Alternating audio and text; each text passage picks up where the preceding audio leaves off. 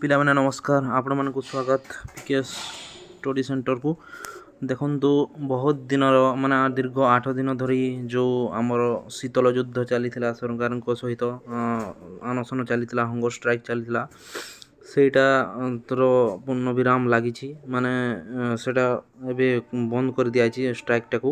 ଆମର ଯେଉଁ ଲୋଅର ପିଏମ୍ଜିରେ ହେଇଥିଲା ଆମର ଶିକ୍ଷକ ଆଶାୟୀ ସଂଘ ଏଇଟା ପକ୍ଷରୁ ଆମର ବିଭିନ୍ନ ଦାବି ଗୁଡ଼ାକ ରହିଥିଲା। ଆମର ଯେଉଁ ଜେଟି ରହେ SSBT GT OAVS ତାପରେ PGT ତାପରେ ଯେତେ ଭେକେନ୍ସି ଅଛି ମାନେ ଟିଚିଂ ସେକ୍ଟରରେ ଯେତେ ବି ଭେକେନ୍ସି ଅଛି ସବୁ ପାଇଁ ଗୋଟେ ମାନେ ରିକ୍ରୁଟମେଣ୍ଟ ଆସୁନାହିଁ 2 ବର୍ଷ ହେଲା। ମାନେ ଗଭର୍ଣ୍ଣମେଣ୍ଟ ଯେ ବିଜେପି ଗଭର୍ଣ୍ଣମେଣ୍ଟ ଆସିଲା ପରେ କୌଣସି ରିକ୍ରୁଟମେଣ୍ଟ ଆସିନାହିଁ। କିନ୍ତୁ ସେ ମାନେ ମୁଖ୍ୟମନ୍ତ୍ରୀ କହୁଛନ୍ତି କି ବିଜେଡ଼ି ଗଭର୍ଣ୍ଣମେଣ୍ଟ ଯେଉଁ ଦେଇଥିଲା ଆମର ଜେଟି ହଉ, ସେଇଟା ଯେ ଜେଟି ହଉ, ଆମର RST ହଉ, LTR ହଉ, ସେଇଟା ବି ଯେଉଁ ଦେଇଥିଲା ସେ ସବୁକୁ ଆମେ ଦେଇଛୁ। ଆଉ 45,000 ନିଯୁକ୍ତି ଦେଇଦେଲୁଣି, ଏତେ ଦେଇଦେଲୁଣି, ସେତେ ଦେଇଦେଲୁଣି କହିକି ଯେଉଁ କହୁଛନ୍ତି, ଆଉ ପୋଷ୍ଟ ମାନେ ଟ୍ୱିଟର ହ୍ୟାଣ୍ଡେଲରେ ସବୁଥିରେ ସେୟାର କରୁଛନ୍ତି ଏବଂ ମିଡ଼ିଆରେ ବି ସେୟାର କରୁଛନ୍ତି। ତ ସେଇଟା କହି ଆଉ ପୁଣି ନ୍ୟୁ ରିକ୍ରୁଟମେଣ୍ଟ କିଛି ଆଣୁନାହାନ୍ତି, କିନ୍ତୁ ଦେଇଦେଲୁଣି କହୁଛନ୍ତି। ତ ସେଥିପାଇଁ ସମସ୍ତେ ଷ୍ଟ୍ରାଇକ୍କୁ ଆସିଥିଲେ ଆମେମାନେ। ତ ଯେଉଁ ଭାଇମାନେ ଯେଉଁ ବଡ଼ ଭାଇମାନେ ଲିଡ଼ରସିପ୍ ନେଇଥିଲେ ସେମାନଙ୍କୁ ବହୁତ ବହୁତ ଧନ୍ୟବାଦ କି ସେମାନେ ବହୁତ ଭୋକ ଶୋଷରେ ମାନେ ବହୁତ ଅକ୍ଳାନ୍ତ ପରିଶ୍ରମରେ ପ୍ରତି ବର୍ଷା ହେଉଥିବା ବନ୍ୟା ସମୟରେ ମଧ୍ୟ ଗୋଟେ ଲିଡ଼ରସିପ୍ ନେଇକି ସବୁକିଛି କରିକି ସେଠାରେ ଷ୍ଟାଣ୍ଡ ମାରିକି ଆଗରୁ ଯାଇକି ସବୁକିଛି କରି ଆରେଞ୍ଜମେଣ୍ଟ କରି ପୋଲିସ ଠାରୁ ପରମିସନ୍ ଆଣି ସମସ୍ତଙ୍କୁ ଦେଖା କରିକି ସେମାନେ ପିଲାଙ୍କୁ ଆରେଞ୍ଜମେଣ୍ଟ କରାଇକି ସବୁ ଖାଇବାକୁ ଦେଉଛନ୍ତି, ଖାଇବାକୁ ଦେଇ ସବୁ କରିଥିଲେ। ତ ସେମାନଙ୍କୁ ବହୁତ ବହୁତ ଧନ୍ୟବାଦ। ଆଉ ଆମର ଯେଉଁ ଟିଚର୍ମାନେ ଥିଲେ, ସବୁ ଟିଚର୍ ଆପଣମାନେ ଦେଖିଥିବେ, ଆମର ଯେତେ ବି ଆମର ଆଡ୍ଡା 24/7 ସାର ଓଡ଼ିଆ ହେଇଗଲା, ତାପରେ ଆମର କ୍ରିଏଟିଭ୍ ଏଜୁକେସନାଲ୍ ହେଇଗଲା, ଯେତେ ବି ଆମର ବଡ଼ ବଡ଼ ପ୍ଲାଟଫର୍ମ ଅଛି ୟୁଟ୍ୟୁବ୍ର, ସମସ୍ତେ ଯାଇକି ସେଠାରେ ଥିଲେ। ପ୍ରତିଦିନ ରାତିରେ ଶୋଉଥିଲେ ମଧ୍ୟ ଆମର ସବେ ଯାଇକି ସାଙ୍ଗରେ ରହୁଥିଲେ। ଆଉ ସେମାନେ ସବୁକିଛି ଇନଫର୍ମେସନ୍ ବି ଦେଉଥିଲେ ଆଉ ସାହାଯ୍ୟ ବି କରୁଥିଲେ ଷ୍ଟ୍ରାଇକ୍ରେ। ତାଙ୍କର ବହୁତ ଭୂମିକା ଅଛି। ତ ସାର୍ମାନଙ୍କୁ ବହୁତ ବହୁତ ଧନ୍ୟବାଦ। ତ ନେକ୍ସଟ ଆମେ ଯିବା ଯେଉଁ ଆମର ମିଡ଼ିଆ ମାନେ ବି ଦେଖନ୍ତୁ, ମିଡ଼ିଆ ବି ଆଗରୁ ଏମିତି ଓଡ଼ିଶାରେ ଏବେ ଏମିତି ଷ୍ଟ୍ରାଇକ୍ କେବେ ହେଇନଥିଲା ଆମର ଟିଚର୍ ଆସ୍ପାରେଣ୍ଟମାନଙ୍କ ତରଫରୁ। ଆଗରୁ 3 ଥର ହେଇଥିଲା ଷ୍ଟ୍ରାଇକ୍, ଯେଉଁଟାକି ଦିନେ ଦିନେ ହେଇକି ବନ୍ଦ ହେଇଥିଲା। ତ ସେଇଟା କିଏ ପଚାରିନଥିଲେ। ଏଥର କିନ୍ତୁ 4 ନମ୍ବର ଥର ଯେଉଁ ହେଲା ସେଇଟା ଦୀର୍ଘ 8 ଦିନ ଧରି ହେଲା। ତ ଦେଖନ୍ତୁ, ଅପୋଜିସନ୍ ପାର୍ଟି ବି ଆସିଲେ, ଆମର କଂଗ୍ରେସ ହଉ, ବିଜେଡ଼ି ହଉ, ତାପରେ BJP MLA ବି ଆସିଥିଲେ, ଯେଉଁ ରହିଲେ ଏମାନେ ବି ଆସିଥିଲେ, ସବେ ଆସିଥିଲେ। ତାପରେ ଆଗରୁ ମିଡ଼ିଆ କଭରେଜ୍ ନଥିଲା, କିନ୍ତୁ ଏବେ ମେନ୍ ଷ୍ଟ୍ରିମ୍ ମିଡ଼ିଆରେ ସବୁ କିଛି ଆସିଲା। ଆମର ଓଡ଼ିଶାର ଯେତେ ବି ନ୍ୟୁଜ୍ ଚ୍ୟାନେଲ୍ ଅଛି ସବୁ ନ୍ୟୁଜ୍ ଚ୍ୟାନେଲ୍ କଭରେଜ୍ କରିଥିଲେ। ଇଭେନ୍ ଏତେ ସୋସିଆଲ୍ ମିଡ଼ିଆରେ ବି ଏତେ ସେୟାର ହେଲା କି ଆମର ଯେଉଁ ନ୍ୟାସନାଲ୍ ମିଡ଼ିଆ ଅଛି NDTV ହଉ, ତାପରେ ଇଣ୍ଡିଆ ଟୁଡେ ହଉ, ଯେଉଁ ବି ବଡ଼ ବଡ଼ ୟୁଟ୍ୟୁବ୍ ମାନେ ନ୍ୟୁଜ୍ ଚ୍ୟାନେଲ୍ ଅଛି, ଆମର ନ୍ୟାସନାଲ୍ ନ୍ୟୁଜ୍ ଚ୍ୟାନେଲ୍ ନ୍ୟାସନାଲ୍ ଲେଭେଲ୍ରେ, ସେମାନେ ମଧ୍ୟ ଆସିକି ମାନେ ଇଣ୍ଟରଭ୍ୟୁ ନେଇକି ଯାଇଛନ୍ତି। ମାନେ ଗୋଟେ ବହୁତ ଓଡ଼ିଶାରେ ବହୁତ ବର୍ଷ ଆଗରୁ ପୂର୍ବରୁ ମାନେ ବହୁତ ଦିନ ଧରି ଏଭଳିଆ ଗୋଟେ ହେଇନଥିଲା, ଯେଉଁଟାକି ଏତେ ନ୍ୟାସନାଲ୍ କଭରେଜ୍ ପାଇକି ମାନେ ଏତେ ବଡ଼ ବିରାଟ ଧରଣର ଷ୍ଟ୍ରାଇକ୍ ହେଇନଥିଲା, ଯେଉଁଟାକି ବହୁତ ସ୍ୱାଗତ ଯୋଗ୍ୟ। ଆଉ ପିଲାମାନେ ସେଥିପାଇଁ ବହୁତ ପରିଶ୍ରମ କରିଛନ୍ତି। ବର୍ଷାରେ ଭିଜିଛନ୍ତି, ନ ଖାଇ ନ ପିଇ, ବାଥରୁମ୍ ସୁବିଧା ନାହିଁ, ମାନେ ୱାସରୁମ୍ ସୁବିଧା ନାହିଁ, କିଛି ନାହିଁ। ଝିଅମାନେ ବି ଯାଇକି, ଝିଅମାନଙ୍କୁ ସ୍ପେଶିଆଲି ଥ୍ୟାଙ୍କସ୍, ଯିଏକି ଯେଉଁ ପରିସ୍ଥିତିରେ ଯାଇକି ସେଠାରେ ରହିଥିଲେ, ରାତି ଶୋଉଥିଲେ, ନ ଖାଇ ବହୁତ କମ୍, ମାନେ ଲାଇଟ୍ ନାହିଁ, କିଛି ପ୍ରୋବ୍ଲେମ୍ ନାହିଁ, ଶୋଇବା ପାଇଁ ଜାଗା ନାହିଁ, ତାପରେ ଖାଇବା ପାଇଁ କିଛି ଏମିତି ସୁବିଧା ନଥିଲା କିଛି। ଫିର୍ ବି ଯାଇକି ସମସ୍ତେ ସେଠାରେ ରହିଥିଲେ, ରାତି ଶୋଉଥିଲେ, ଦିନ ସାରା ବର୍ଷା ହେଲେ ଖରା ଯାହା ହେଲେ ବି ସବୁ ସହିକି ଷ୍ଟ୍ରାଇକ୍ କରୁଥିଲେ ଦୀର୍ଘ 8 ଦିନ ଧରି। ତ ସମସ୍ତଙ୍କୁ ବହୁତ ବହୁତ ଧନ୍ୟବାଦ କି ଏତେ ଅସୁବିଧାର ସମ୍ମୁଖୀନ ହେଲା ପରେ ବି ସେମାନେ ଷ୍ଟ୍ରାଇକ୍ କଣ୍ଟିନ୍ୟୁ କରି ରଖିଥିଲେ। ଆଉ ଫାଇନାଲି ସେ ଷ୍ଟ୍ରାଇକ୍ଟା ବନ୍ଦ ହେଇଯାଇଛି। ଦେଖନ୍ତୁ, ତ କାଲି ଡେଲିଗେସନ୍ ଟିମ୍ କଥା ତ ଆପଣମାନେ ସବେ ଦେଖି ସାରିଥିବେ କ'ଣ ହେଇଛି।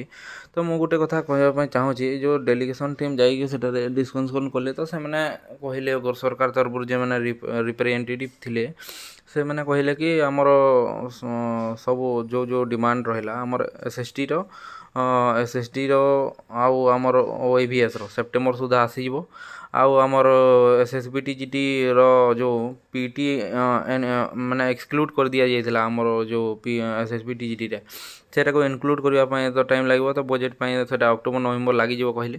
ଆଉ ଯେଟି ଆମର ଯେଉଁ ପ୍ରଥମେ ତ ରେଗୁଲାରାଇଜେସନ୍ ହେଇନାହିଁ, ଆମର ଯେଉଁ 2023 ଭ୍ୟାକେନ୍ସି ଏପର୍ଯ୍ୟନ୍ତ ରେଗୁଲାର ଘୋଷଣା ସିର୍ଫ କରିଦେଇଛନ୍ତି ଆଉ ଏପର୍ଯ୍ୟନ୍ତ ରେଗୁଲାର ହେଇନି।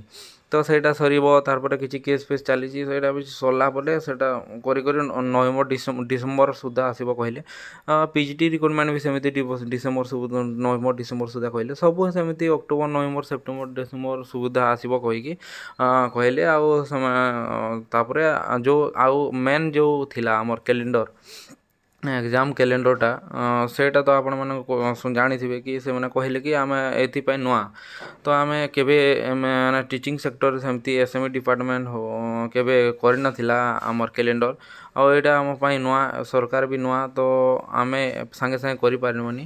ତ ସମସ୍ତେ ଗୋଟେ ମିଟିଂ ହେବ, ଗୋଟେ କମିଟି ଫର୍ମେସନ୍ ହେବ, ତାପରେ ସବୁ ଡିପାର୍ଟମେଣ୍ଟକୁ ମିଶିକି ଦେଖନ୍ତୁ SSB TGT କରୁଛି SSB ଡିପାର୍ଟମେଣ୍ଟ, ତାପରେ RST LTR କରୁଛି ଆମର OSSC, ତାପରେ ଆମର PGT କରୁଛି ଆମର SSB କରୁଛି, ତାପରେ OPSC ବି କରୁଛି। ସମସ୍ତେ ସବୁ ଅଲଗା ଅଲଗା ଡିପାର୍ଟମେଣ୍ଟ ଅଛି, ତ ଏତେ ଇଜି ବି ନୁହଁ କ୍ୟାଲେଣ୍ଡର ଫର୍ମେସନ୍ କରିବା।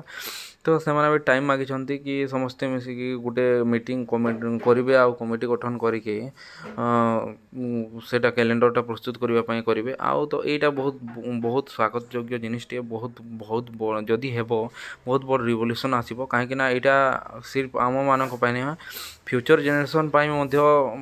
ସବୁବେଳେ ଦେଖନ୍ତୁ ୱାନ୍ସ ଯଦି ଗୋଟେ ଜିନିଷ ଲାଗୁ ହେଇଗଲା ନା ସେଇଟା ସବୁଦିନ ପାଇଁ ରହେ।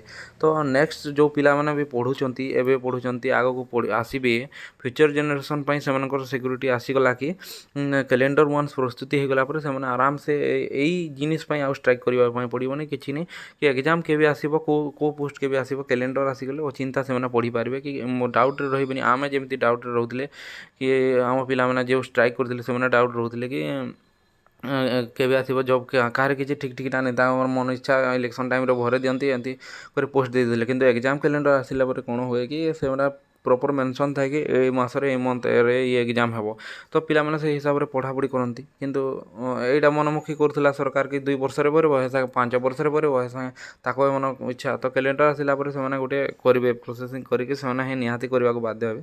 ତ ଏଇଟା ଗୋଟେ ଗୁଡ୍ ଇନିସିଏଟିଭ୍, ମାନେ ଯଦି ହେବ ତ ବହୁତ ରିଭଲ୍ୟୁସନାରୀ ହେବ। ଆଉ ଏଇଟା ଆମ ମାନେ ପ୍ରେଜେଣ୍ଟ ପିଲାମାନଙ୍କ ସହିତ ଯେଉଁ ଯୁଦ୍ଧ ହେଇଥିଲା ସେଇ ଯୁଦ୍ଧର ଫଳ ଫ୍ୟୁଚର୍ ଜେନେରେସନ୍। ଯେମିତି ଗୋଟେ ଗଛ ଜଗେଇଲେ ସମସ୍ତେ ମାନେ ସବୁବେଳେ ସେ ଫଳ ଦେଉଥାଏ ଆଉ ସମସ୍ତେ ତୁଲିକି ଖାଇପାରନ୍ତି, ସେମିତି ଆଜି ଗୋଟେ ଗଛ ଯଦି ଜଗା ହେବ, ଯଦି ଗଛ ଜଗା ହେଲା ତ ଫ୍ୟୁଚର୍ ଜେନେରେସନ୍ ମଧ୍ୟ ସେଇଟା ଖାଇକି ତାର ଲାଭାନ୍ୱିତ ହୋଇପାରିବ। ତ ବହୁତ ଦୁଃଖର ସହିତ ମାନେ ଯେଉଁ ହେଇଥିଲା ଆମର ମାନେ ଷ୍ଟ୍ରାଇକ୍ଟା, ସେଇଟା ବହୁତ ସ୍ୱାଗତ ଯୋଗ୍ୟ ଆଉ ବହୁତ ବଡ଼ ଜିନିଷଟା ହେଇଥିଲା, ଯେନ୍ଟାକି ଓଡ଼ିଶାରେ କେବେ ହେଇନଥିଲା ଏମିତି। ଆଉ ଗୋଟେ କଥା, ମେନ୍ କଥା ହେଲା ଯେ ଏଇଟା ଯେଉଁ କହିଲା ଡେଲିଗେସନ୍ ଟିମ୍ରେ ଯେଉଁ କହିଲେ ସେଇଟା କେତେ ଦୂର ସତ୍ୟ। ଯଦି ଦେଖନ୍ତୁ ଯେଉଁ ଗଭର୍ଣ୍ଣମେଣ୍ଟ ଆମର ଦେଖର ଏଠାରେ ନ୍ୟୁଜ୍ ପେପର୍ ମାନଙ୍କର ସବୁ ଆସିଛି ଆମର ଦେଖନ୍ତୁ। ଧାରଣାରୁ ଓହିଲା ଆମର ଆଶାୟୀ ସଂଘ OTVରେ ଆସିଛି। ସରକାରଙ୍କ ସହ ଆଲୋଚନା ପରେ ଆଜି ସାମୂହିକ ଧାରଣାରୁ ଉଠିଲେ 4 ମାସ ସରକାର ଦାବି ପୂରଣ, ମାନେ 4 ମାସ ବୋଲେ ଆଜି ଏଇଟା ଅଗଷ୍ଟ ହେଲା ବୋଲେ ସେପ୍ଟେମ୍ବର ଅକ୍ଟୋବର ନଭେମ୍ବର ଡିସେମ୍ବର 4 ମାସ ହିଁ ହେଲା କେ ବୋଲେ ଦେଖୁନ୍। ଏଇଟା ବି ଦେଖୁନ୍ ସକାଳ ନ୍ୟୁଜ୍ରେ ଶିକ୍ଷକ ନିଯୁକ୍ତି ଆସିକି ଆନ୍ଦୋଳନ ସ୍ଥଗିତ ହେଲା। ସେଇଟା ତ ନ୍ୟୁଜ୍ରେ ସବୁ ଏଇଟା ଛାଡ଼ବି ଇହାଦି। ବାକି ଯେନ୍ ପ୍ରକୃତ କଥାଟା ଯେନ୍ କହିଲେ ସରକାର, ସେଟା କେତେ ଦୂର ସତ ଏ ବହୁତ ପିଲା 99% ପିଲାକେ ବିଶ୍ୱାସ ନାଇଁ ହେବାର୍ ଯେ ଯେନ୍ BJP ମାନେ ଗଭର୍ଣ୍ଣମେଣ୍ଟ ଯେହେତୁ 2 ବର୍ଷ ହେଲାନ କିଛି ପୋଷ୍ଟ ନାଇଁ ଆନବାର୍। ଆଉ ପ୍ରିଭିୟସ୍ BJD ଗଭର୍ଣ୍ଣମେଣ୍ଟର ପୋଷ୍ଟକେ ଦେଖେଇ କରି ମୁଇଁ କହୁଛେ ଏତେ ହଜାର ଦେଇଦେଲି ସେତେ ହଜାର ଦେଇଦେଲି ଆଉ କହୁଛେ। ଆରୁ ଯେନ୍ ଗଭର୍ଣ୍ଣମେଣ୍ଟ କିଛି ପୋଷ୍ଟ ନାଇଁ ଆନବାର୍ ଫିର୍ ବି ଦେଲି କହୁଛେ। ଆଉ ସବୁ 2000 ବର୍ଷେ 1.5 ବର୍ଷ ହେଇଗଲାନ ସେ କହୁଛେ ଏଇ ମାସେ ଆସବା ସେ ମାସେ ଆସବା ବୋଲିକରି କହୁଛେ ହେଲେ କେବେ କିଛି ନାଇଁ ଆସବା। ଅଲରେଡ଼ି OAVS ଆର୍ SSB TGTର ସବୁ କିଛି ଫାଇନାନ୍ସ ସେକ୍ସନ୍ ହେଇକରି ସବୁ ରେଡ଼ି ହେଇକରି ଅଛେ ଫିର୍ ବି 2025 ରୁ 2026 ଗୁଟେ ବରଷ ଉପରେ ହେଇଗଲାନ ଫିର୍ ବି ପୋଷ୍ଟ ନାଇଁ ଆସବାର୍। ପଚରେ ଗଲେ ଇ ମାସେ ସେ ମାସେ ଆସବା ବୋଲୁଛନ୍ ଗ୍ରିଭେନ୍ସରେ ପଚାରିଲେ ଯାହାକେ ପଚାରିଲେ ନେକ୍ସଟ ଇ 2 ମାସେ ସେ ମାସେ କହୁଛନ୍। ତ ଯଦି ଇଟା ବି କହିଛନ୍ ବୋଲେ ଇଟା ବି ତ ଠକି ଦେଇଥିବେ ବୋଲିକରି ପିଲାମାନେ ଭାବୁଛନ୍। ଆଉ ଇଟା ସତ୍ କଥା ବି ମେ ବି ସେଟା କେବେ ପସିବୁଲ୍ ତ ମତେ ବି ଲାଗୁନି। କାହିଁକିନା ଦେଖନ୍ତୁ କେବେ ଏଇଟା ପସିବୁଲ୍ କି ମାନେ ଗୋଟେ ମାସରେ ଗୋଟେ ରିକ୍ରୁଟମେଣ୍ଟ ଆସିବା କେବେ ପସିବୁଲ୍ କି ଏଇଟା କେବେ କେଉଁ ଗଭର୍ଣ୍ଣମେଣ୍ଟ ଆଣିବ କି ଏଇଟା କେବେ ଆସିଛି ନା ଆସିବ ଏଇଟା କେବେ ପସିବୁଲ୍ ହେବ କି ଯେଉଁ ଗଭର୍ଣ୍ଣମେଣ୍ଟ 2 ବର୍ଷ ହେଲା କିଛି ପୋଷ୍ଟ ଦେଇନି ହେଲେ ଦେଇଛି କହୁଛି ଦେଇଛି 45,000 ଦେଇ ସାରିଲେଣି କହୁଛି। ତ ସେ ଗଭର୍ଣ୍ଣମେଣ୍ଟ ମାସରେ ଗୋଟେ ରିକ୍ରୁଟମେଣ୍ଟ ଆଣିବ ଏଇଟା କେବେ ବି କାହାକୁ ବିଶ୍ୱାସ ଲାଗିବନି। ଯେମିତି ଦେଖନ୍ତୁ ଆମର ସେପ୍ଟେମ୍ବରରେ ଆସିବ OAVS ଆଉ SST ତାପରେ ଅକ୍ଟୋବର ନଭେମ୍ବରରେ ଆସିବ ଆମର SSB TGT ନଭେମ୍ବରରେ ଆସିବ JT ଆମର ଡିସେମ୍ବର ଆସିବ PGT ଏମିତି ଯେଉଁ ମାସରେ କହୁଛି ଦେଖନ୍ତୁ ଏଇଟା କେବେ ପସିବୁଲ୍ କି ମାନେ ଗୋଟେ ମାସରେ ଗୋଟେ ରିକ୍ରୁଟମେଣ୍ଟ ଗୋଟେ ମାସରେ ଗୋଟେ ରିକ୍ରୁଟମେଣ୍ଟ ଏଇଟା କେବେ ହେଇଛି ନା ହେବ। ଦେଖନ୍ତୁ ଗୋଟେ ରିକ୍ରୁଟମେଣ୍ଟ ଆଣିବା ପାଇଁ ଏମାନଙ୍କୁ 2 ବର୍ଷ 3 ବର୍ଷ 4 ବର୍ଷ ଲାଗିଯାଉଛି। ତ ଗୋଟେ ରିକ୍ରୁଟମେଣ୍ଟ ମାନେ SST OAVS ସବୁ ଡିପାର୍ଟମେଣ୍ଟର ଟିଚିଂ ସେକ୍ଟରର ସବୁ ଡିପାର୍ଟମେଣ୍ଟ ଗୋଟେ ମାସରେ ଆସିଯିବ। ଏଇଟା କାହିଁ ବିଶ୍ୱାସ ହେଉନି ମୋତେ ବି ଆଉ ଟିକେ ଏଇଟା ତ କେବେ ପସିବୁଲ୍ ହିଁ ହେବନି। ଆଉ ଯଦି ହେଇଗଲା ବି ବହୁତ ଖୁସିର କଥା ହେଇଯିବ ପିଲାମାନଙ୍କ ପାଇଁ। ତ ମୋତେ କାହିଁ ଲାଗୁନି ଏମିତି ହେବ କାହିଁକି ମାସରେ ଗୋଟେ ରିକ୍ରୁଟମେଣ୍ଟ ଆଣିବା ଏଇଟା ପସିବୁଲ୍ ନୁହେଁ ଆଉ କେଉଁ ଗଭର୍ଣ୍ଣମେଣ୍ଟ ଆଣିବ ବି ନାହିଁ ସେଇଟା ଖାଲି ଜଷ୍ଟ କହିଦେଇଛନ୍ତି ସେମାନେ। ତ ସେଥିପାଇଁ କ୍ୟାଲେଣ୍ଡର ଆସିଲେ ହିଁ ନିହାତି ଜଣାପଡ଼ିବ।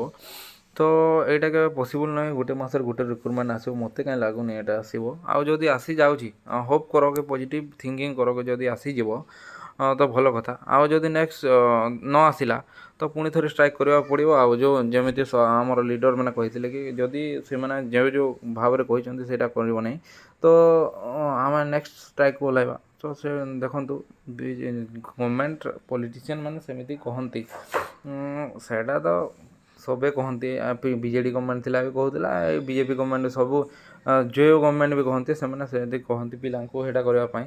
କିନ୍ତୁ ଏକ୍ଜାକ୍ଟ ଟାଇମ୍ରେ କିଛି ହୁଏ କି ସେଇଟା କେବେ ପସିବଲ୍ ନୁହେଁ। ପଲିଟିସିଆନ୍ ମାନେ ସେମିତି କହନ୍ତି ଆଉ ସବୁ ସରକାର ଏମାନେ ଗୋଟେ ଗଭର୍ଣ୍ଣମେଣ୍ଟ ନୁହେଁ ସବୁ ଗଭର୍ଣ୍ଣମେଣ୍ଟ ସମାନ ମାନେ ସେମିତି କହିବେ କିନ୍ତୁ ଗୋଟେ ମାସରେ ରିକ୍ରୁଟମେଣ୍ଟ ଆସିବ ଏଇଟା କାହିଁ ମୋତେ ଲାଗୁନି।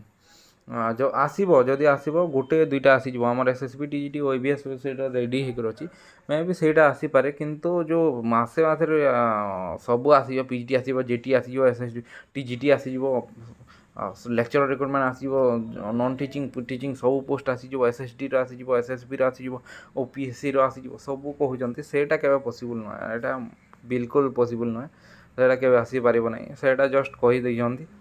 କିନ୍ତୁ ଆସିବ ରିକ୍ରୁଟମେଣ୍ଟ ଆସିବ ଯେହେତୁ ଇଲେକ୍ସନ୍ ଅଛି ଆଉ ଏତେ ପ୍ରେସର ବି ସାରିଲାଣି ପିଲା ସେମାନେ ଜାଣି ସାରିଲାଣି ବି ଯଦି ନ ଆସିବ ପୁଣି ଷ୍ଟ୍ରାଇକ୍ କରିବେ। ଆଉ ଇଲେକ୍ସନ୍ ଆସୁଛି ଯେହେତୁ ପଞ୍ଚାୟତ ଇଲେକ୍ସନ୍ ଆଗକୁ ତ ପୋଷ୍ଟ ତ ଆସିବାର ଅଛି ନିହାତି। ତ ଆପଣମାନେ ନିହାତି ପଢ଼ାପଢ଼ି କରନ୍ତୁ।